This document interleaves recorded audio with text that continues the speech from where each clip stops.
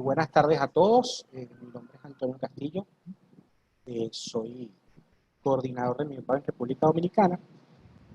La ponencia de hoy es sobre las fuerzas de defensa de Guyana, historia y perspectivas a futuro.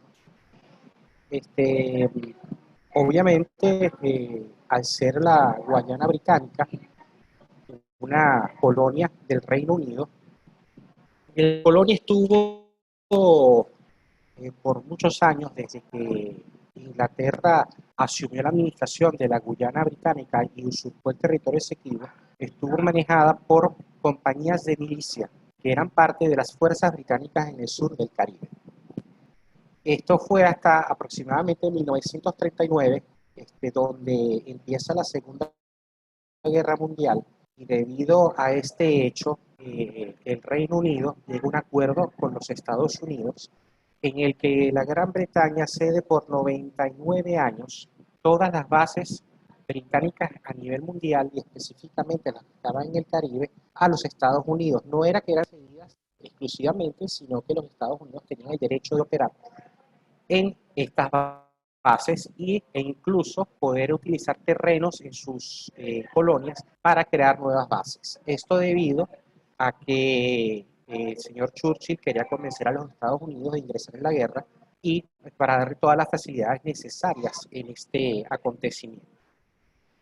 La región de la Guayana Británica era de suma importancia estratégica para los Estados Unidos e Inglaterra durante la Segunda Guerra Mundial, debido a que, por supuesto, el Caribe era una zona estratégica de importancia por varios motivos. Uno, porque era la entrada del Canal de Panamá,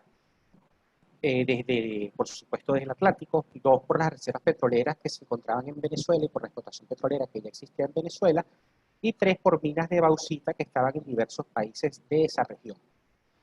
Debido a esto, las Fuerzas Armadas de los Estados Unidos construyeron una serie de instalaciones militares dentro de lo que fue la Guayana Británica. Además de que construir bases militares, construyó una serie de carreteras, hospitales, fuertes militares, etcétera, etcétera, etcétera. Todo lo necesario para que las Fuerzas Armadas de los Estados Unidos pudiesen operar durante la Segunda Guerra Mundial en la territorio de la Guayana Británica. Aquí vamos a poner dos ejemplos de las bases, quizás las más emblemáticas en ese momento. Y aquí tenemos dos, no tienen nombre, pero si ven la fotografía, la de arriba, es lo que hoy en día es conocido como el Aeropuerto Internacional Cheddi Jagan, que fue construido por la aviación norteamericana. Y el de abajo vemos una base naval en la isla Macuria, que ya no existe, que se encuentra en pleno río Esequibo, como podemos ver en la foto de abajo. Era importante construir un aeropuerto debido al transporte que se realizaba, el transporte aéreo que se realizaba en esa época, desde los Estados Unidos hasta África, para hacer conexión bien sea con la misma África, por supuesto, o con Europa. Entonces, los aviones, para ponerles un ejemplo, salían desde la Florida, aterrizaban en Puerto Rico, seguían vía Antigua, Trinidad, tocaban Georgetown, iban hasta Brasil, de Brasil hasta la isla de Ascensión en el Pacífico, hasta alcanzar a África, para que vean la importancia que tenía esta colonia británica dentro de los planes que habían dentro de la Segunda Guerra Mundial. Finalizada la Segunda Guerra Mundial, en la que participaron varios oficiales de estas milicias que pertenecían a las fuerzas británicas en el sur del Caribe, ya les voy a poner la imagen. No sé si se crean las fuerzas de voluntarios de la Guayana Británica. Esta fuerza de voluntarios estaba compuesta por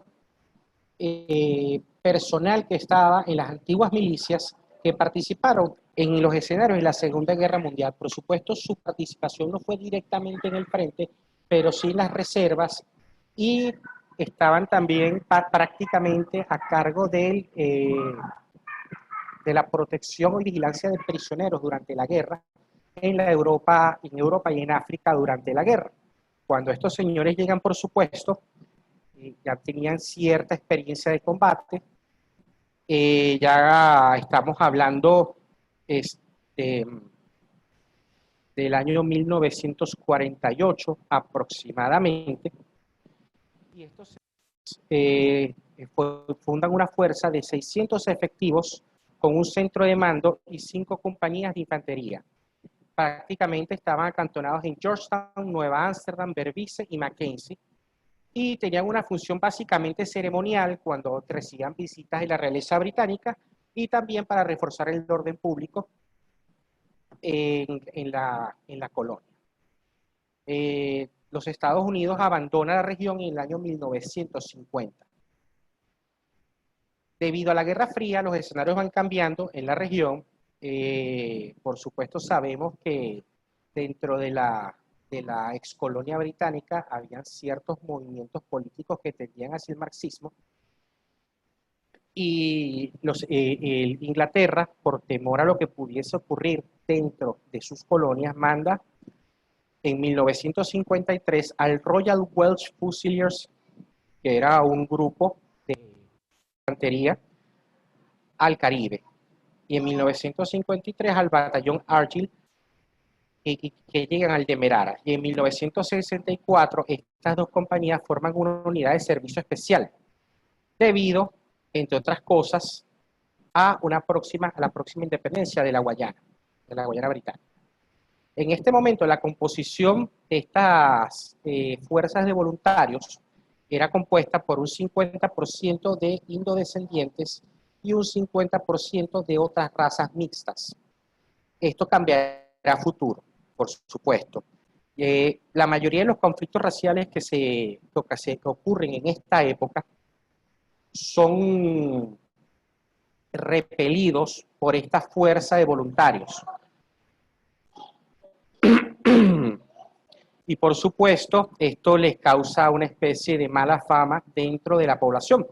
Ya cuando se aproxima la independencia, en 1965 se manda al primer contingente de oficiales o de futuros oficiales GDF a estudiar al Reino Unido en distintas escuelas de formación, y valga la redundancia, de formación de oficiales. Específicamente al Monseñor Officer Cadet School en el Reino Unido, un curso que duraba aproximadamente 6 meses. Ya para el año...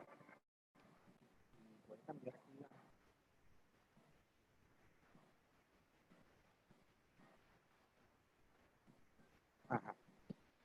Ya para el año 66, con la independencia de Guayana, se crean las Fuerzas de Defensa de Guyana, tal como las conocemos. Era una fuerza nueva, era una fuerza que Guyana era un país que no tenía oficiales de alto rango, y por ende piden el favor a este señor con el consentimiento del gobierno británico que sea el primer oficial de alto rango o el oficial de más alto rango dentro de la fuerza, que es el teniente Ronald Pope, que es el primer comandante de la GDF. Sirvió desde el año 65 hasta el año 1969 y fue el encargado de darle estructura a este nuevo componente militar.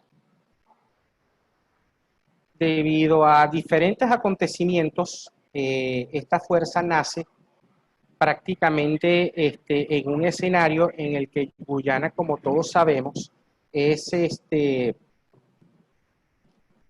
acusada, no es la palabra, sino que obviamente el gobierno venezolano pretende recuperar lo que es suyo, que es el territorio Esequibo, y eso los pone en una cantidad de aprietos en principio, como por ejemplo la toma de la isla Nacoco, que es un tema conocido por todos, en el que el teniente Efraín Sánchez Romero toma de manera pacífica la isla. Aquí tenemos una pequeña foto satelital de la isla, y la foto de abajo es el teniente Sánchez Romero haciendo las primeras instalaciones. Hay que dejar en claro que esta toma fue totalmente pacífica y hubo varios hechos que hicieron que fuera de este modo, entre otros, que esta pequeña fuerza en formación, la GDF no tenía presencia todavía en Eterimban, que es el poblado más cerca que ellos administran en Anacoco. De hecho, cuando ellos se enteran del hecho, viajan a Eterimban, se dan cuenta de la situación, pero deciden no actuar por temor a que una actuación de ellos lleve a que las Fuerzas Armadas venezolanas decidan seguir avanzando para recuperar el territorio usurpado. Otros hechos de importancia, por supuesto, como todos sabemos, estuvo el hecho de la pérdida en 1967 aproximadamente. Las Fuerzas Armadas empiezan a cambiar su fusil de reglamento. La foto que vemos arriba es de un fusil muy antiguo que es el Enfield Mark .303, que era el fusil de reglamento que ellos venían heredando desde la Segunda Guerra Mundial, desde tiempos de las antiguas milicias que eran pertenecientes a las fuerzas británicas del Caribe. Y estaba siendo cambiado por la ametralladora que está abajo, que es un Mark Rifle 762 de origen checo, pero que los británicos compraron licencia y empezaron a producirlo. Cuando empezaron a hacer el cambio de fusiles, el cambio reglamentario de fusiles, fueron robados parte de los fusiles y las municiones de los antiguos fusiles Enfield, lo que hizo que tomaran la decisión de el excedente que no fue robado fuera tirado al mar junto con las municiones .303 para evitar el robo de este fusil, que era su fusil de reglamento. En el interín de ese tiempo fundan 3 bases, que era el de Camp Ayangana en Georgetown, no en el cerro que todos conocemos cerca de la línea de facto. También fundan bases en Atkinson Fields, también en Guyana, y en el este del río de Merara. Esa base, que es la base Takama, en el este del río de Merara, se convertirá en su principal base de formación de soldados y oficiales dentro del territorio guyanés. La mayoría de los oficiales de este componente son formados en el exterior, pero ahí tienen un pequeño centro de entrenamiento en que ven cursos de selva todavía y lo usan como su centro principal de formación. Más adelante ya empiezan a presentar problemas o situaciones con su vecino occidental, Surinam, y se presentan varias escaramuzas. Primero, cuando todavía existía la Guayana holandesa, existían presencias en la región del Tigris, que vemos del lado izquierdo, en la parte de abajo, es una especie de delta en la que está el río New River y el río Corentyne. Es un territorio que es reclamado por Holanda primero y después por Surinam. En principio, cuando lo administraban los holandeses, lo reclamaban los holandeses deciden retirarse sin crear mayor conflicto ante reclamos del mismo gobierno, el nuevo gobierno de Forbes Borham, directamente al gobierno de Holanda. Más adelante esto se va a complicar. Pero hasta el momento, en 1968, lo que decide el GDF es fortalecer su presencia en la zona y constantemente se mantienen expulsando holandeses de la región. Por supuesto que las cosas se van complicando cada vez más y cada vez más, hasta que llegan en 1969 a un conflicto directo con Surinam por el New River, en lo que se denominó la Operación Clímax. Fue una operación bastante singular, ya que necesitaron la aviación en ese momento no tenía muchos componentes ni aeronaves de ala fija. Desde que la extinta Guyana Airways estaba sobrevolando la zona en vuelo comercial y el piloto ve asentamientos holandeses o ya del propio Surinam, que ya había sido declarado independiente, en la zona. Reportan al GDF y reportan al presidente del momento, que era Forbes Borham. En el momento, ellos deciden ¿qué van a hacer? Por supuesto que desde Tacama, la base de Tacama en el Berbice, empiezan a mover tropas hasta la zona. Como no tenían apoyo aéreo, una de las cosas que me pareció quizás más interesante fue el hecho de que removieron la trompa de una aeronave, que es una Grumman, que es incluso un hidroavión, es mixto, es entre hidroavión y también funciona para pistas de aterrizaje. Remueven la punta y le ponen una especie de cúpula con una .50 en la punta para darle apoyo aéreo. Cuando llegan a la zona, antes de ellos llegan a Camp Jaguar, que es una zona cercana al sitio de conflicto, se reúne con ellos el próximo Forrest Gorham y les dice formalmente lo que les voy a leer a continuación. Si una nación pequeña como Surinam puede ocupar nuestro país y no hacemos nada al respecto, ¿qué podríamos hacer si países más grandes como Brasil en el sur o Venezuela en el oeste hacen lo mismo? Ellos prácticamente actúan en este momento no tanto por lo que puede ocurrir con Surinam, sino por el temor de lo que pudiese ocurrir si ellos no actúan. ¿Qué mensaje o qué entenderían Venezuela y Brasil a futuro? Más adelante, después de que la operación Clímax termina con la remoción del personal de Surinam de la zona, ellos llegan a un acuerdo de no militarizar la zona, cosa que no ocurre porque el GDF empieza a filtrar oficiales disfrazados de civiles para mantener, por supuesto, el control de la región. Pero todo esto se desvió un poco cuando en el mismo año 69, pero ya, en el año 69, ocurre lo que todos conocemos como la masacre del Rupununi, en la que oficiales del GDF masacran a los rebeldes y los hacen huir hacia Brasil y Venezuela. Este tipo de acciones podríamos más adelante hablar directamente en otra exposición de cada una de las operaciones que estamos hablando para que esta no sea tan extensa.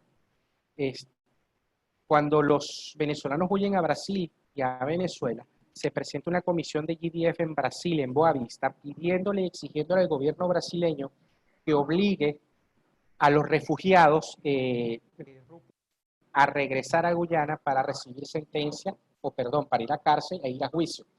A lo que los oficiales brasileños se niegan rotundamente, y no solamente se niegan rotundamente, sino que les dicen que si no regresan enseguida a Guyana, ellos van a ser metidos presos en Brasil porque están invadiendo un territorio que no les pertenece.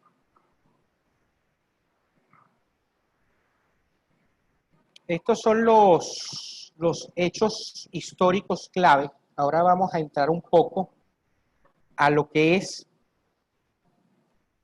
la composición actualmente de este componente militar. Vamos a entrar con los batallones de infantería.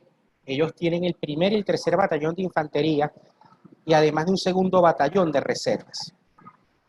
Su misión principal es la protección del país de cualquier invasión extranjera y asistencia al Estado en cualquier situación de emergencia. Su armamento principal como fusiles son el AK-47 del Rey de la Unión Soviética o de Rusia, el M16A2 de los Estados Unidos y el G3 de Alemania. Como rifles tienen el tipo 56 chino, el tipo 63 chino, el AKM de la Unión Soviética, ametralladoras PKMG de la Unión Soviética, el FN MAC-MG de Bélgica, el lanzagranadas RPG-7 fabricado en la Unión Soviética. Además de eso, tienen 10 pick-up, esos son sus medios de transporte, tienen 10 pick-up Ford comerciales que simplemente se pintan de color militar, 4 Shortland APC del Reino Unido que son bastante antiguos y 6 vehículos blindados Cascabel fabricados en Brasil por la antigua o la extinta Engesa y 12 Urutu APC de Brasil de la extinta Engesa. Estas unidades no están en funcionamiento en este momento, pero las decidí colocar aquí que más adelante, cuando hablemos de cuáles son las perspectivas a futuro, esto nos podría ayudar a tener una visión general de lo que pudiese ocurrir a futuro. Vamos a pasar con el batallón de artillería, que cuenta con 12 T3 obuses remolcados de 122 milímetros, también Tienen obuses, 6 obuses M46 remolcados también de 130 milímetros, también fabricados en la Unión Soviética. 12 L-16, que son unos morteros de 81 milímetros fabricados en el Reino Unido. 18 M43, que son morteros de 120 milímetros fabricados en la Unión Soviética. Y 18 M1938, que son morteros de 120 milímetros fabricados también en la Unión Soviética. 6 lanzacohetes múltiples tipo 63 fabricados en China, 6 ZPU por 4X 14,5 de cañón antiaéreo fabricados en la Unión Soviética y 18 lanzadores CSA-7 Manpat, que son equipos antiaéreos fabricados en la Unión Soviética. Esto en cuanto a los componentes terrestres. Además de eso, cuentan con una unidad de inteligencia, que es el G2, el nombre me imagino que saben de dónde fue tomado. Fue fundado en 1976, se encarga de proveer información de interés y de seguridad nacional al alto mando militar y al presidente de la República. Las divisiones son un cuerpo de policía militar, uno de análisis y producción, uno de educación y entrenamiento y uno de operaciones. También tienen el cuerpo de comunicaciones, que también fue fundado en 1966, que se encarga de proveer comunicaciones y señales. El equipo de comunicaciones hoy en día que usan es el Motorola, fue cambiado hace poco. Eran unos equipos un poco más antiguos de fabricación inglesa, como el SB-22 o el HF-156.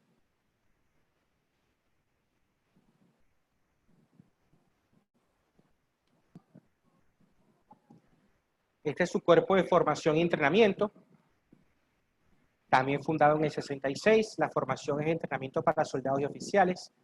Tiene divisiones de reclutamiento, formación, táctica y guerra de selva. Uno de los aspectos en los que ellos más entrenan justamente es en las guerras de selva. Tienen centros de Camp Ayangana, que es en Georgetown, y la Escuela de Combate de Takama en el río Berbice, que hablamos previamente, que es su principal centro de formación.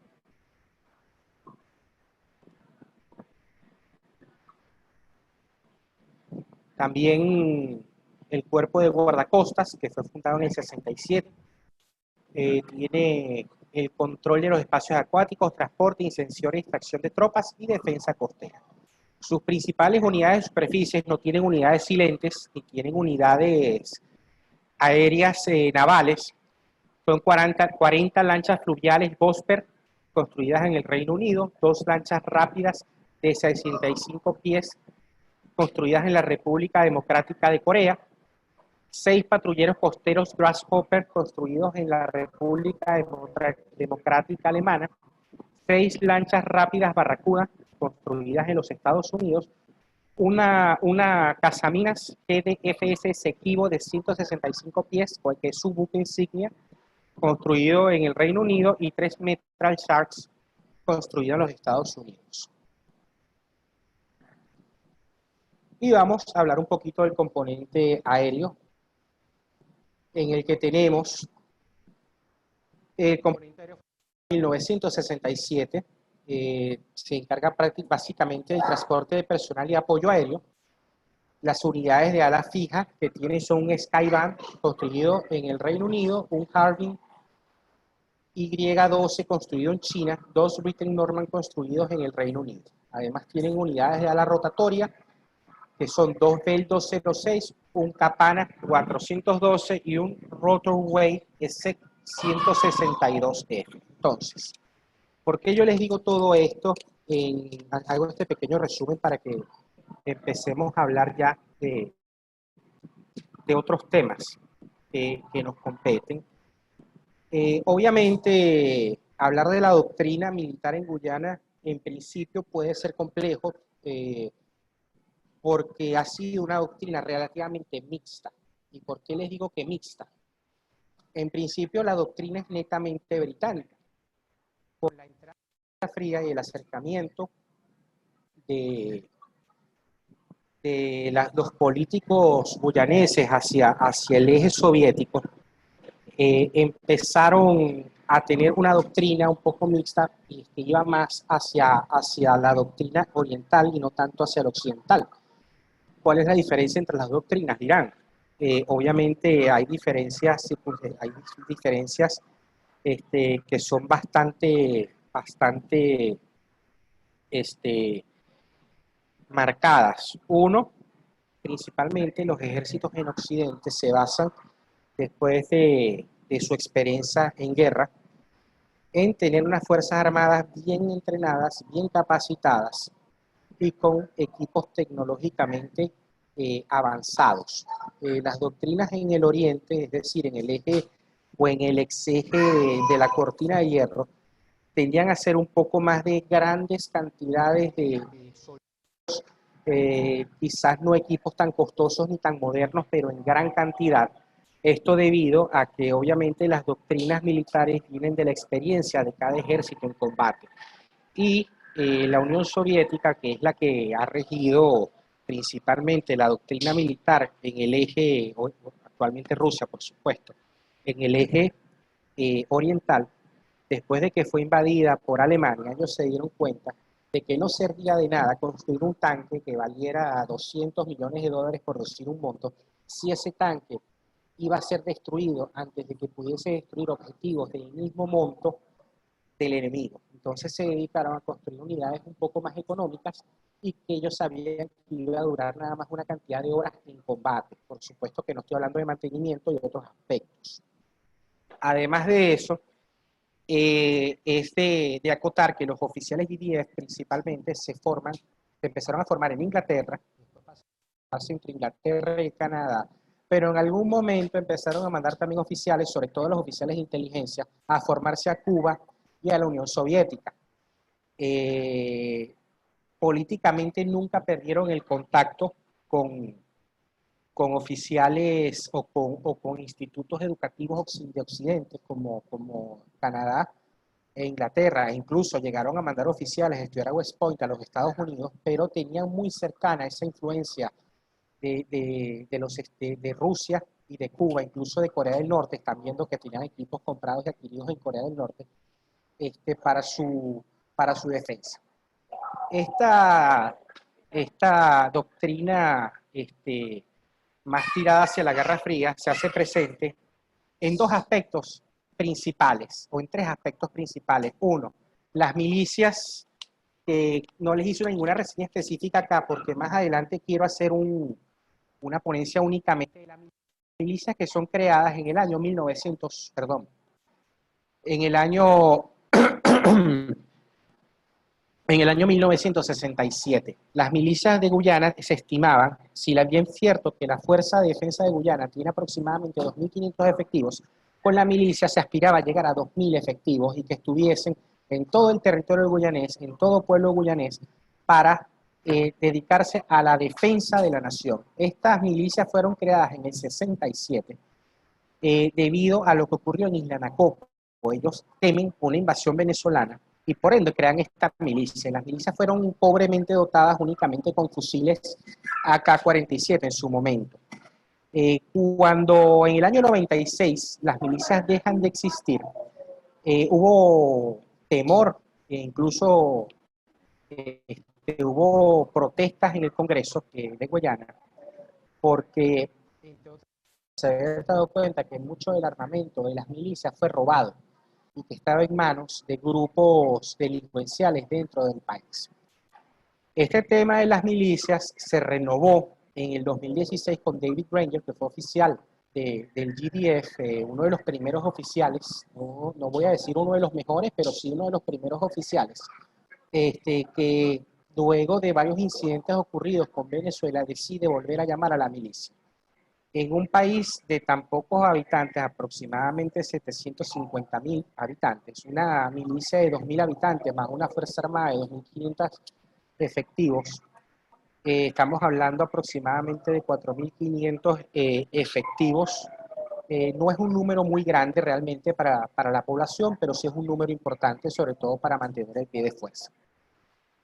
Otros temas a considerar son qué va a ocurrir a futuro cuando Guyana empiece a recibir las regalías que van a recibir por la extracción petrolera reciente de este año y en los años futuros. Y aquí es donde tenemos que sentarnos a pensar por los últimos acontecimientos y el nuevo acuerdo que hay entre los Estados Unidos y Guyana del patrullaje marítimo y aéreo del Atlántico, tanto el que les pertenece como el que está por delimitar e incluso el de la proyección del TANA. Hace pocos años el expresidente Granger había dicho que Guyana tenía que dotarse de patrulleras marítimas para poder afrontar la situación de la protección de lo que ellos consideran su mar territorial. En principio, todo el mundo dirá que con los ingentes recursos que van a llegarle a su gobierno, esto va a ser posible, pero realmente tener el dinero para comprar una patrullera no te hace de una armada importante o de comprar 2 o 3 patrulleras. Todo tiene una logística detrás y yo creo que en América Latina hemos visto muchos ejemplos de éxitos y fracasos en cuanto a gestiones de las armadas continentales. Estoy hablando, por supuesto, de México para abajo, porque de México para arriba es totalmente distinto. Tener una armada con patrulleros requiere no nada más de personal capacitado para el manejo de los sistemas de armas y el manejo de la navegación de estos equipos. También requiere una logística de mantenimiento, de reparación, de actualizaciones, y Guyana no tiene astilleros en este momento que puedan hacerle frente. Ejemplos exitosos en el continente le pondría 2, el de Colombia y el de Perú, que tienen astilleros bastante capaces y en el que no nada más reparan sus unidades, sino que ya van proyectadas a construir sus propias embarcaciones. Es algo de lo que Guyana carece y que no se construye de la noche a la mañana. Otra situación que por supuesto tiene que ver con su componente aéreo, que es hasta ahora ha sido un componente únicamente de transporte, pero en el pasado, y no estoy hablando en el pasado reciente, muchos oficiales GDF fueron a hacer curso de manejo de aviones caza en Inglaterra y en la Unión Soviética, y en Rusia. Lo que podría pensarse que a futuro tienen planificado comprar aviones a reacción y tendrían el dinero para hacerlo, pero aquí nos presentamos ante el mismo hecho, y en este hecho sobre todo es la parte de la experiencia, porque no, comprar unos aviones requiere, además de la formación del piloto, requiere una logística de mantenimiento, una logística de reparación y requiere el conocimiento de la doctrina aérea que quieran adoptar, que al no tener experiencia de combate propiamente, quizás no estén tan empapados del asunto, pero sí pudiesen asesorarse dependiendo de la nación que ellos decidan que los asesoren. Lo que quizás sí pudiesen ir es por aviones de ataque táctico, ataque a tierra, como por ejemplo un Super Tucano, por decir un ejemplo en el continente que ha sido bastante exitoso y que se construyen en la región. Yo creo que pudiese ser a futuro una compra importante. Ahora, todo esto suponiendo que realmente se animen a hacer esto, porque este nuevo acuerdo pareciera que va por otro lado, pareciera que por lo menos el TPP va más hacia la colaboración con grandes potencias para que los ayude con la soberanía y con el cuidado del territorio que ellos consideran que les pertenece, a la posición del partido de la oposición, que es más proclive a que ellos asuman su soberanía, a que ellos asuman su defensa y a que ellos asuman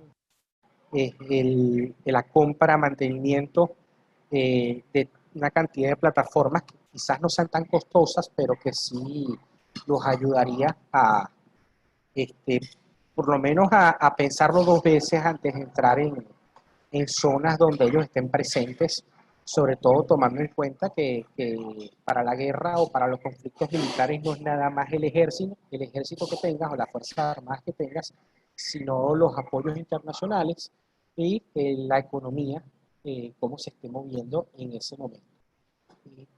Y, finalizo diciéndoles que en los próximos años tenemos que tomar en cuenta esta serie de factores y a ver qué podría suceder a futuro en estos 2 escenarios que les estoy planteando. Muchas gracias y bueno, cualquier pregunta que tengan estoy a su disposición. Buenas tardes, Antonio. Mi nombre es Rafael.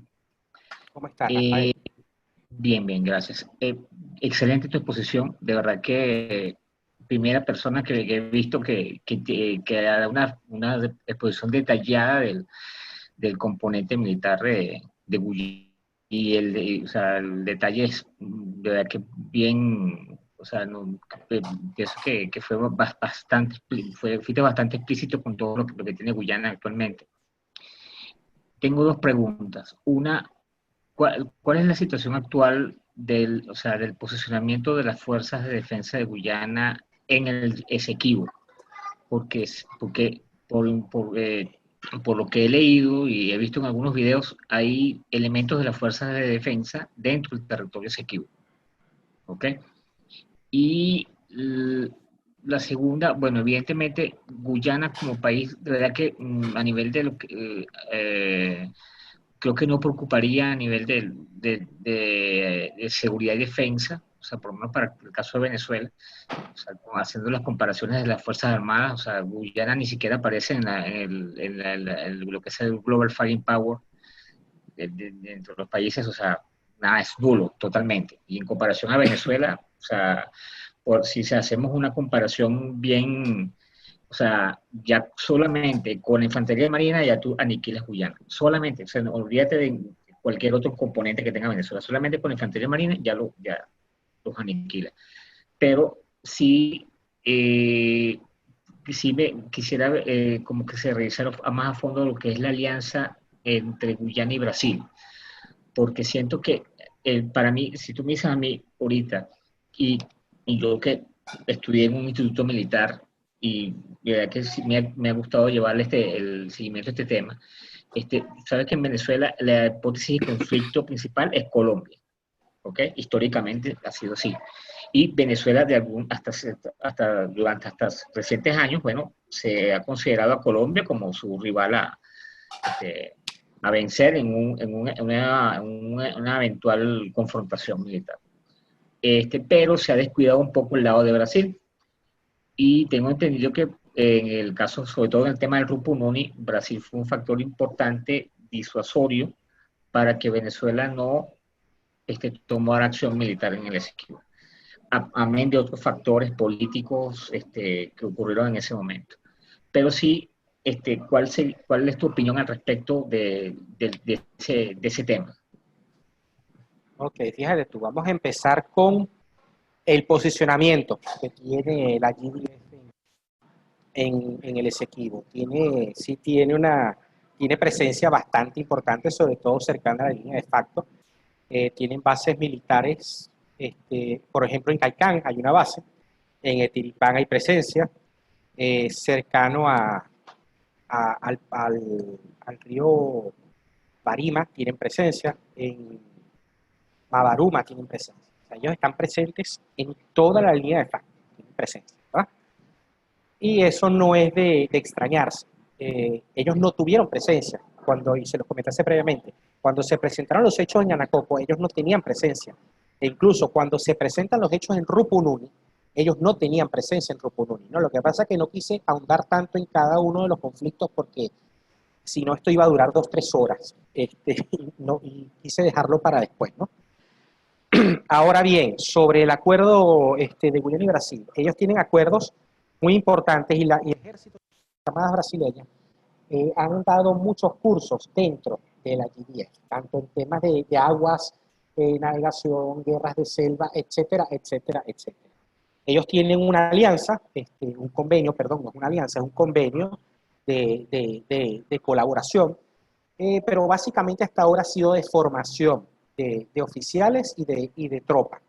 Todavía no ha llegado a una cooperación en cuanto a asistencia equipos, como lo tienen otros países. Por ejemplo, China tiene asistencia y le ha prestado, le ha regalado equipos específicos, no equipos de gran cuidado en el que uno tenga que temer, pero sí le ha regalado equipos. ¿Con qué objetivo? Con el objetivo de que después me compre, que es una estrategia que tiene la industria militar china que es bastante eficiente. Yo te regalo tanto ametrallador, te regalo tantos fusiles y úsalo. Y si te gustan, me compras más. Y si te gusta otra cosa que yo tengo por aquí, bueno, mira, yo te regalo dos lanchas rápidas, por ejemplo. y si te gustan, cómprame el resto, ¿entiendes? Con Brasil no se ha llegado a eso, con los Estados Unidos también, las famosas Metal Shark que les comenté, se usaron bastante y se usaron para meter presos a pescadores margariteños cuando el convenio existía, el convenio Venezuela-Surinam de pesca, cuando venían regresando los pescadores margariteños de Surinam a Venezuela, Margarita, y eran interceptados en GDF con esas lanchas Metal Shark, que son unas lanchas pequeñas, pero que tienen unos buenos motores Caterpillar, eran interceptados y eran llevados a Georgetown preso, y de aquí hay que llegara el dueño de la lancha, se hiciera el juicio y se sacara a los 4 o 5 pescadores de la cárcel, lo que tenía que pagar en multa por la cantidad de días que ya tenía la lancha parada en un muelle en Georgetown era tan alta que preferían regalarle la lancha a los guyaneses y regresarse a Venezuela. Tu otra pregunta era, hablamos ya del tema con Brasil, el posicionamiento del Esequibo, y me hablaste de Rupununi. Ok, sobre Rupununi, específicamente, ¿me puedes repetir tu pregunta sobre Rupununi? Sí, o sea, el punto mío en específico era, o sea, el manejo de lo que es la hipótesis de conflicto Ok, con Brasil, y le puse como ejemplo el caso del Rupununi. ok, XX, ok, perfecto, te explico. Eh, esta exposición no solo de las Fuerzas Armadas venezolanas, ¿no? Que es un tema mucho más complejo. Obviamente, la hipótesis principal de conflicto de Venezuela, históricamente, sí es con Colombia, y muy a mi pesar, yo no voy a decir a pesar de todos, porque obviamente ellos saben más que yo, los que están allá adentro manejando las Fuerzas Armadas, muy a mi pesar es así. Y te digo muy a mi pesar porque yo considero que, que la delimitación fronteriza con Colombia está casi lista, solamente falta delimitar aguas marinas y submarinas, ya todo lo demás está listo. Entonces, quizás por presencia de grupos irregulares, que ocurra uno que otro altercado, pero realmente no veo muy difícil que Colombia decida invadir a Venezuela para anexarse el territorio, por ejemplo, ¿no? En el caso del otro caso, del lado del este, hay presencia militar venezolana. Yo no creo que sea la más adecuada, pero existe la presencia. Y con Brasil, una hipótesis de conflicto Venezuela-Brasil, pues yo creo que está entre las hipótesis, pero no es la principal. Ahora, Guyana-Brasil, si existe alguna hipótesis, yo imagino, todo país tiene hipótesis de conflicto con todos los países que le hacen frontera. Por supuesto que a lo que ellos consideran más importante le van prestando más atención. Y las hipótesis de conflicto generalmente se basan en el equipo que ya tú tienes. Si tú dentro de tu estudio de hipótesis de conflicto ves que tu enemigo es superior, es que tú empiezas a invertir si puedes invertir, porque estamos hablando de que es algo sumamente costoso y que no es nada más la compra de un equipito. La gente cree que se compran unos helicópteros y ya, y eso es suficiente. Detrás de la compra de ese helicóptero hay cualquier cantidad de situaciones extras en las que hay que invertir, ¿no? Básicamente sí, yo imagino que sí, Venezuela tendrá su hipótesis de conflicto con Brasil, al igual que la tendrá Guyana. ¿Algo más que quieras preguntarme? ¿No quedó claro? No, sí, un poco la idea era, creo que históricamente, como te decía, la hipótesis de conflicto era con Colombia, pero se ha subestimado un poco la posición de Brasil. Y te lo digo también, aparte del tema de Rupununi, era por el proyecto que ellos tenían, bueno, del cual se habló inclusive a principios de los 80, que era el proyecto del famoso Cala Norte, Uh-huh. que Sí, sí, por supuesto. donde Brasil buscaba una salida al Mar Caribe. Por supuesto. Y por supuesto que Venezuela en su momento, con el tema venezolano, territorio venezolano que administramos, sin hablarle seguido, Venezuela supo tomar medidas al respecto. No nada más a nivel militar, sino a nivel poblacional. Yo creo que se hizo un esfuerzo grande que no terminó y no se hizo del todo. Hizo un gran esfuerzo para poblar la frontera sur. Que no fue totalmente efectiva, es cierto. Que faltó más, es cierto. En referencia al proyecto Cala Norte, por desgracia, cuando ya Brasil decidió construir un puente e irse hacia adentro del Esequibo, no hubo nadie en Venezuela que protestara. Y eso es lo que yo lamento, realmente. Porque era el inicio del proyecto hacia el Esequibo y no hubo nadie del lado venezolano que protestara. Y en esa época éramos grandes aliados. los dos gobiernos tenían excelente relación. ¿Alguna otra pregunta, por favor? Buenas noches, señor Antonio, ¿me escucha? ¿Cómo estás, Américo? ¿Cómo está, señor Antonio? Buenas noches a todos. ¿Usted cree que sería necesario, ya con esta acción que tomó Brasil siendo en el gobierno de Lula con Chávez, tomó esta acción sin pensar en una respuesta venezolana? A futuro tendríamos que plantearnos otra estrategia de cómo contrarrestar la presencia de Brasil hacia el territorio Esequibo. ¿Cree que se debería aumentar de la misma manera como Venezuela plantea siempre su defensa contra Colombia? Deberíamos tenerlo en una hipótesis a futuro contra Brasil, queriendo él siempre como ser integrante de los países permanentes, manteniendo estable la región, pero ellos pueden participar en una ayuda posible con Guyana. ¿Qué cree que más o menos puede interpretar usted o se puede hacer a futuro con respecto a una Venezuela distinta, con mejores negociaciones y mejor puesto a nivel mundial? Pues, o sea, ¿cree usted que se debería replantear este sistema y poner como que las cosas claras y no permitir más el avance de Brasil como hacia Guyana? Ok, fíjate tú, Américo, yo creo que todo, o sea, por supuesto que a nivel militar, como digo, esta exposición no trata de las Fuerzas Armadas de Venezuela, pero ya que me estás preguntando, por supuesto que dentro de las Fuerzas Armadas venezolanas existe una hipótesis, te lo aseguro, existe una hipótesis de conflicto con Brasil, como la hay con Curazao, por ejemplo, te lo aseguro, porque siempre se hacen hipótesis con todos los países fronterizos, ¿verdad? Eh, Ahora, Venezuela, las Fuerzas Armadas venezolanas tendrían retos importantes que plantearse al crear esa hipótesis de conflicto, ¿no? Primero estamos hablando de un país mucho más grande, con unas Fuerzas Armadas mucho más grandes, mucho más amplias, pues mucho personal mucho más amplio. Estamos hablando de la Fuerza Armada más fuerte de toda América Latina, ¿no? Yo creo que con Brasil las soluciones van más por vía diplomática que por vía militar.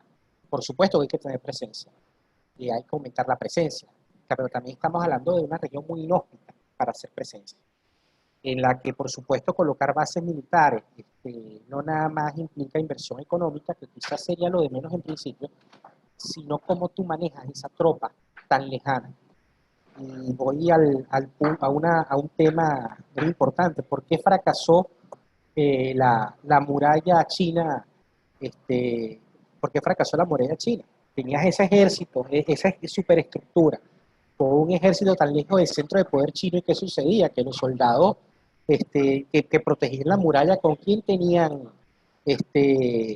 relaciones? Ya sea amistades, de amistad amorosa, de conversación, con los que estaban del otro lado de la muralla, no con los que estaban de este lado porque estaban muy lejos.